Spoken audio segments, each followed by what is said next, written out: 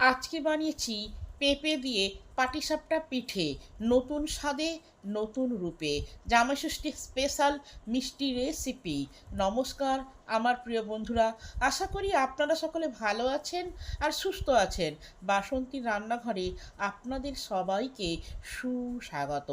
এই ভিডিওটি সম্পূর্ণ দেখলে আপনারাও অতি সহজে পেঁপে দিয়েই পাটিসাপটা বানাতে পারবেন, যা বানিয়ে জামাইদের মিষ্টিমুখ করান।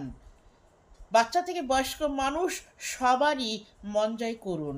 এই পেঁপের পাটিসাপটা পিঠে খেতে যেমন অসাধারণ, তেমন নরম ও তুলতুলে, দেখতেও সুন্দর, খেতেও সুন্দর।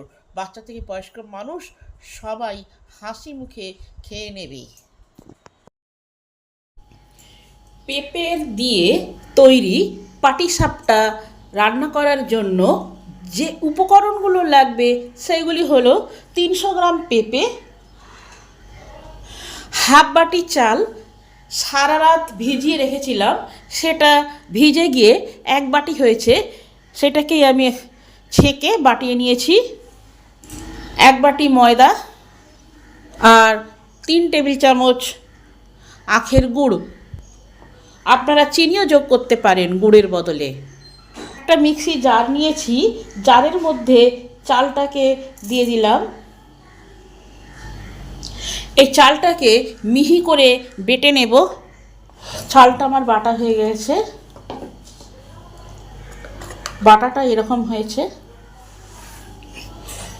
এবার চাল বাটাটাকে একটা পাত্রে নিয়ে নিলাম।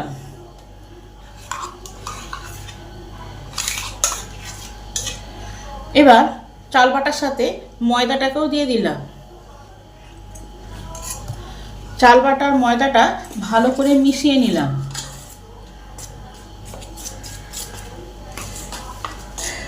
ব্যাটারটা হবে স্মুথলি, কোনো গুটলি যাতে না থাকে, তাই অল্প অল্প জল দিয়ে একটা ধসা ব্যাটারের মতন গুলে নিতে হবে।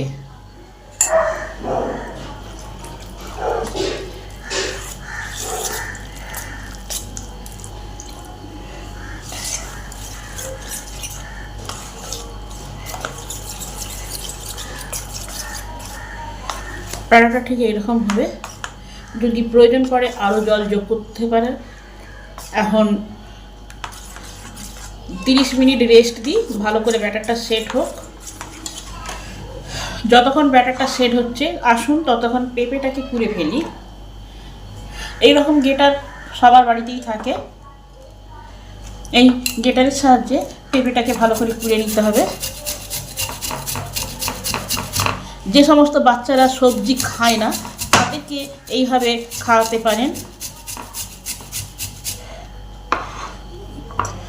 কারণ বাচ্চা সবজি খায় না বললে তো চলবে না। আমরা হলাম বাচ্চার মা, আমরা এমনভাবে রান্না করব যাতে বাচ্চা কেন, বাচ্চার বাবাও মুখ বুজে খেয়ে নেয়, সেই দিকে লক্ষ্য রাখতে হবে। পেঁপেটা সব পুরা হয়ে গেছে। এবার এই গুড়টাকে পেঁপের সঙ্গে মাখিয়ে নিই।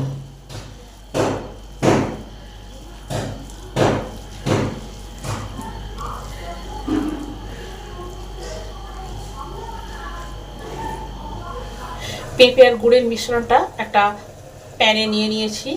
এবার এটাকে নেড়ে নেড়ে ঘন করে নিতে হবে। গ্যাসটা থাকবে লো টু মিডিয়াম হিটে।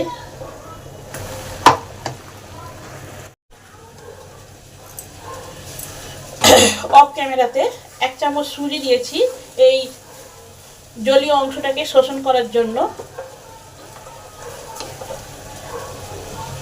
এবার কিছুটা চিনি বাদাম ক্রাশ করে এতে দিয়ে দিলাম। আপনারা ফলে কাজু টাজুও দিতে পারেন, তাহলে খেতে টেস্টি হবে।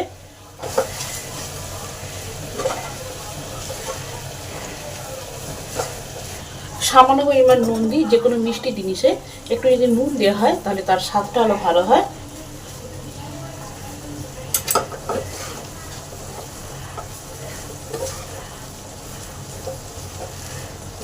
পুরটা আমার হয়ে গেছে, এবার নামিয়ে নেব। পুরটা ঠান্ডা হয়ে গেছে। এবার এটাকে এরকম করে করে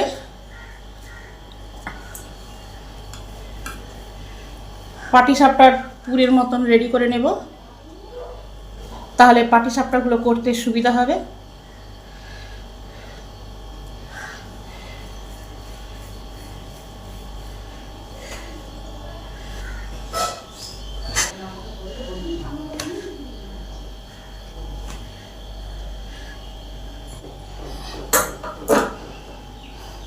প্যানটা ভালো করে গরম করতে হবে, তবেই পাটিসাপটাটা ভালো হবে।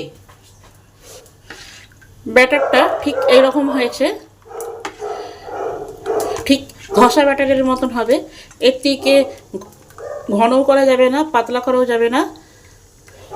এইদিকে প্যান আমার হাই হিটে গরম হয়ে গেছে, তেল ব্রাশ করে দিলাম।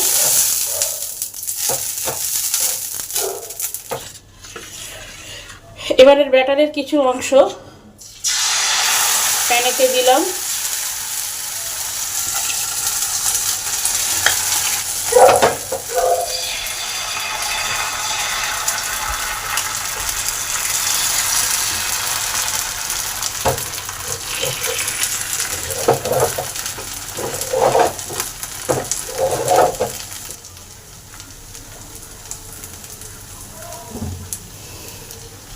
এবার এই পুরের একটা নিয়ে এক সাইডে দিয়ে দিলাম।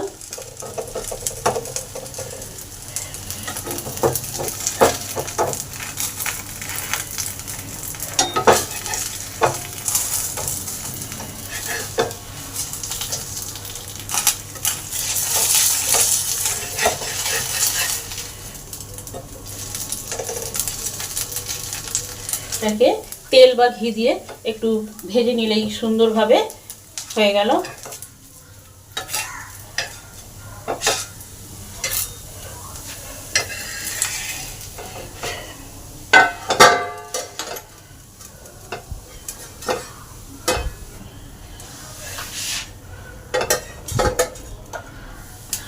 আবার একটু করে তেল ব্রাশ করে দিয়ে প্রত্যেকবারই ব্যাটারটাকে একটু ভালো করে গুলে নিতে হবে। তারপর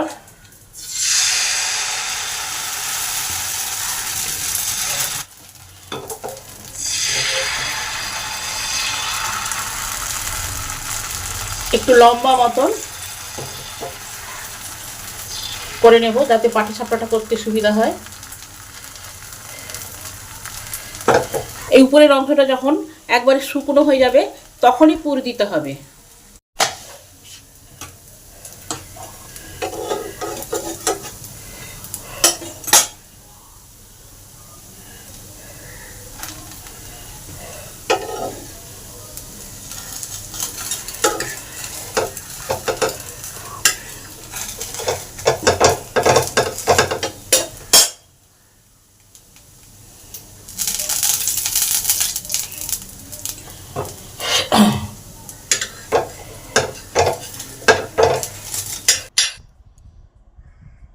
আপনারাও এইভাবে বাড়িতে পেঁপে দিয়ে পাটিসাপটা রান্না করে খেয়ে দেখবেন।